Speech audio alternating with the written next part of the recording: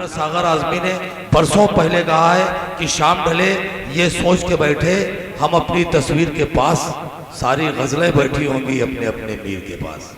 आइए गज़ल की ऐसी शायरी एक आपके यहाँ का नौजवान शादाब असद, जो लखनऊ में तालीम के सिलसिले में लखनऊ में मुकीम है, वो यहाँ तशरीफ़ फरमा है।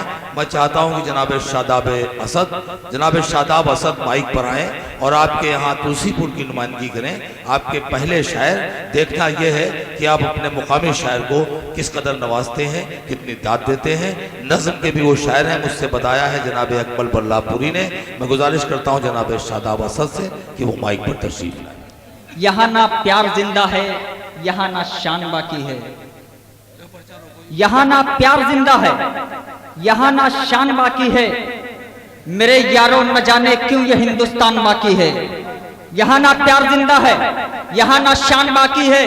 मेरे यारों न जाने क्यों ये हिंदुस्तान बाकी है। मैं बंद पढ़ रहा हूं मेरे दोस्तों, सुनिएगा। बताएं किस जुबान से हम जो मेरे यार देखा है।